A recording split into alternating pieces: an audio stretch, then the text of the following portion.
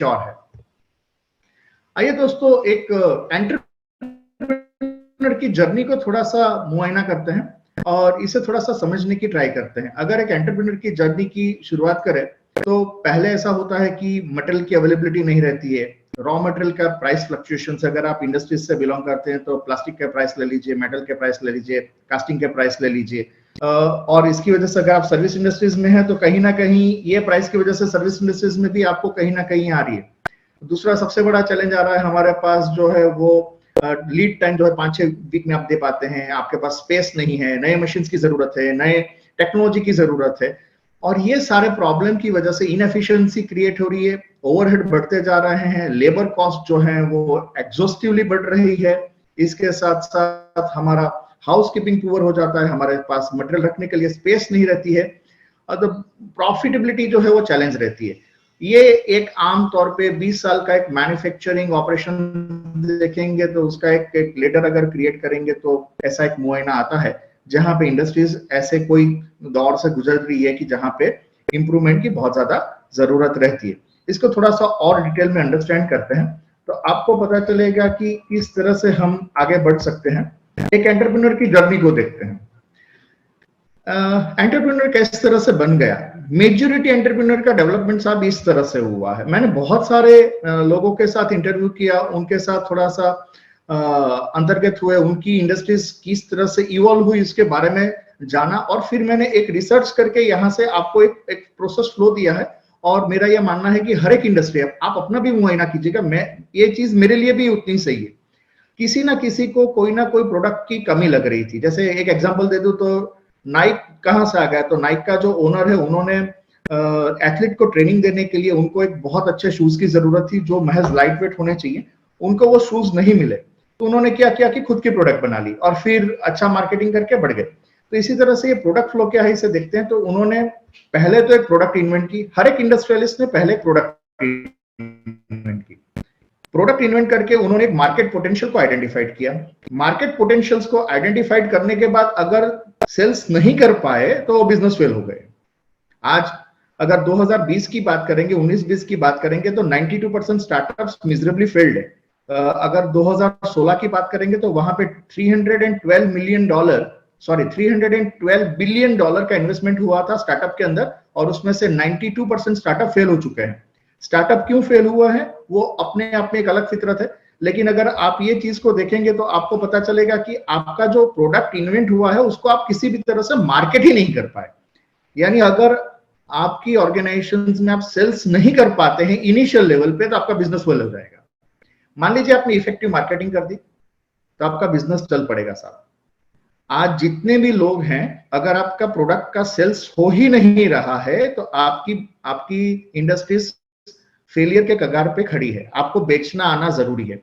इसीलिए हर एक एंटरप्रेन्योर को एक अच्छा सेल्समैन होना बहुत जरूरी है इन वन और other way.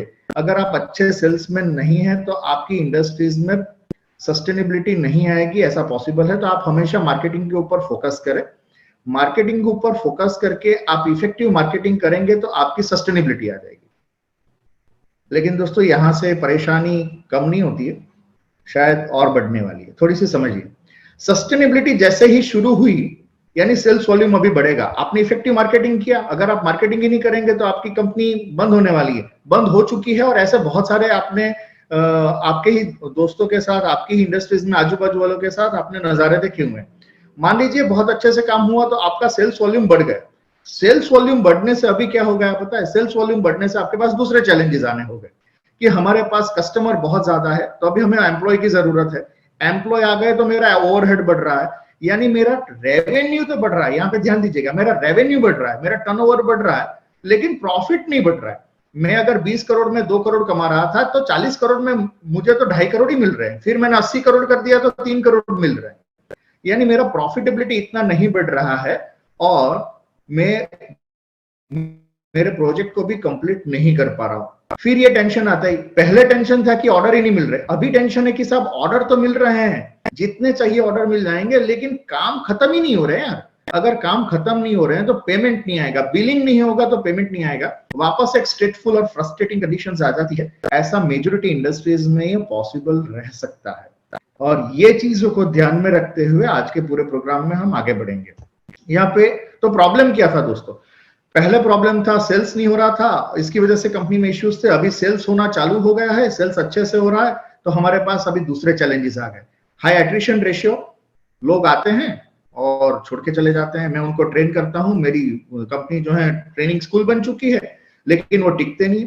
High warranty cost है, मैं कस्टमर्स को मैं वारंटी में ऑर्डर लेके आता हूं, फिर हमें वारंटी देनी ही पड़ती है। काफी टाइम में डिलीवरी नहीं दे पाता हूं, इसकी वजह से हमारे ऑर्डर लूज हो रहे हैं। वापस स्ट्रेसफुल एंड फ्रस्ट्रेटिंग कंडीशंस की शुरुआत हो जाती है। और अगर आप वही ना करेंगे तो ये सारी चीजों में मिसिंग क्या है?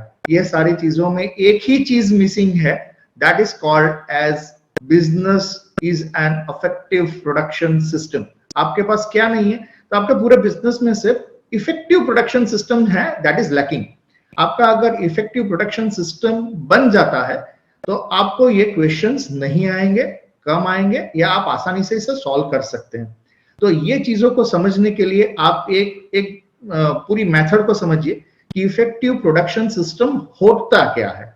और आप भी हमारे साथ सहमत होंगे कि इफेक्टिव प्रोडक्शन सिस्टम की वजह से आप अपने ऑर्गेनाइजेशंस में ना आपकी वारंटी कॉस्ट आएगी हाई, ना आपके ऑर्डर लूज होंगे, ना आपकी फ्रस्ट्रेशन कंडीशन आएगी, और ना आपको कभी कस्टमर को मना करना पड़ेगा। कस्टमर को आप अच्छे से समझ पाएंगे और इसकी वजह से आप बहुत अच्छा काम कर पाएंगे। अगर आप सर्विस इंडस्ट्रीज में, जैसे कोई डॉक्टर्स भी हमारे साथ ज्वाइंट हुए यहाँ पे, अगर आपका क्लिनिक है, अगर आपका कोई ना कोई जगह पे आउटपुट मिल रहा है, तो भी आप बहुत अच्छी तरह से इसको आउटपुट लेके इम्प्लीमेंटेशंस में कर पाएंगे। क्लिनिकल या सर्विस इंडस्ट्रीज, जैसे कोई बैंकर्स है, हमारे साथ बैंकर्स भी आज जुड़े हुए हैं, तो वहां पे भी उनकी जो ऑफिस की प्रैक्टिसेस है, that also need to be very effective so that it can have a great value for money to the customers. तो आइए दोस्तों देखते हैं कि हम प्रॉफिटेबिलिटी को किस तरह से इंप्रूव कर पाते हैं।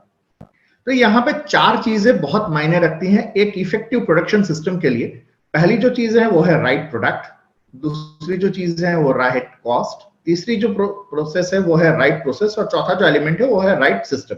यानी आपको 4 चीजों के ऊपर काम करना पड़ेगा: सही प्रोडक्ट, सही कॉस्ट, सही प्रोसेस और सही सिस्टम। अगर हम ये 4 तरीके से काम करेंगे तो आपके पास कभी भी ऐसे कोई इश्यूज नहीं आएंगे जिसकी वजह से आपकी इनइफेक्टिव प्रोडक्शन सिस्टम बन जाएगी। यहाँ पे मेरे कुछ क्वेश्चंस है और मैं चाहता हूं कि आप इसके ऊपर गौर फरमाएं। अगर पॉसिबल है तो आप हमें अपडेट भी कर सकते हैं, आप हमें मैसेज भी कर सकते हैं। पहली चीज, how you manage customer demand. क्या आपको आपके कस्टमर की डिमांड पता है?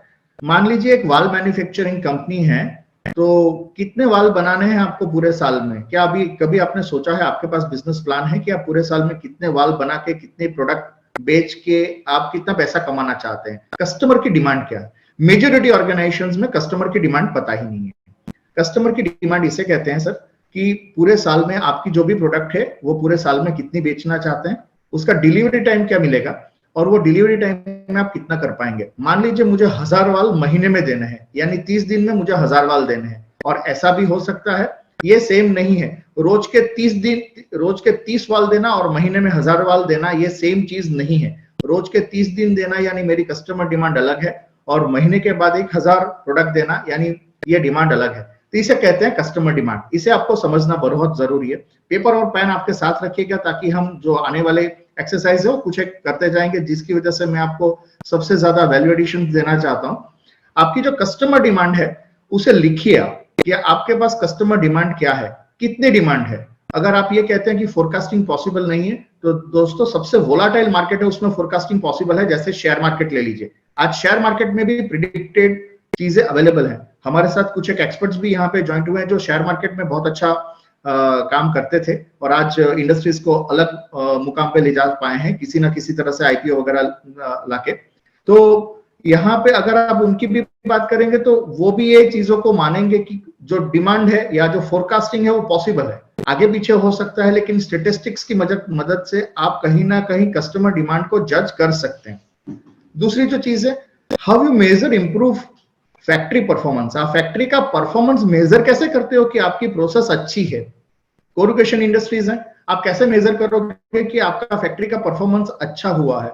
आप टेक्सटाइल इंडस्ट्रीज से बिलोंग करते हैं, आप कैसे मेजर करोगे कि आपके पास किस टाइप की परफॉर्मेंस है जिसकी वजह से आप कह सकते हैं कि मेरी कंपनी का परफॉर्मेंस बहुत अच्छा है। आपके क्राइटेरिया क्या रहेंगे, आपका प्रोडक्ट फ्लो किस तरह से मूव हो रहा है, आप किस तरह से प्रोडक्ट फ्लो के ऊपर काम कर रहे हैं, आपके ऑर्गेनाइजेशन का स्ट्रक्चर क्या है और आप अपने लोगों को कैसे डेवलप करते हैं, आपकी जो मटेरियल मैनेजमेंट है वो किस तरह से करते हैं जिसकी वजह से आपका कॉस्ट ऑफ ऑपरेशंस कहीं ना कहीं मैनेज हो जाए, आप लोगों को किस तरह से मैनेज करते हैं, और वहां पे अगर आप इंप्रूवमेंट देखते हैं तो इंप्रूवमेंट करते कैसे हैं, और एक बार इंप्रूवमेंट हो गया तो उसको बनाए कैसे रखते हैं। ये अपने आप में बहुत सारी चैलेंज है, क्योंकि आप इंडस्ट्रीज की बात करेंगे तो जहां जहां पे इंप्रूवमेंट हुए हैं दोस्तों, वो इंप्रूवमेंट तो हो जाते हैं लेकिन वो सस्टेन नहीं होते।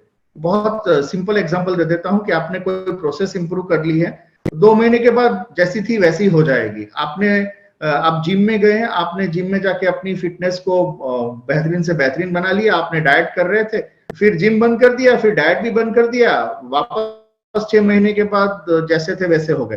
तो कंसर्न क्या है कि आपने इंप्रूवमेंट तो कर लिया लेकिन इंप्रूवमेंट को लॉक नहीं किया, उसको सस्टेन नहीं किया, उसको इंप्रूव भी नहीं किया। तो ये चीजों के साथ आपकी इफेक्टिव प्रोडक्शन सिस्टम बन पानी चाहिए। अगर आपकी इफेक्टिव प्रोडक्शन सिस्टम बनेगी तो आपकी ऑर्गेनाइजेशंस में आपको प्रॉफिटेबिलिटी जनरेट करने में कोई दिक्कतें नहीं आएंगी और आप बेहतरीन से बेहतरीन तरीके से आप प्रॉफिटेबिलिटी को जनरेट कर पाएंगे।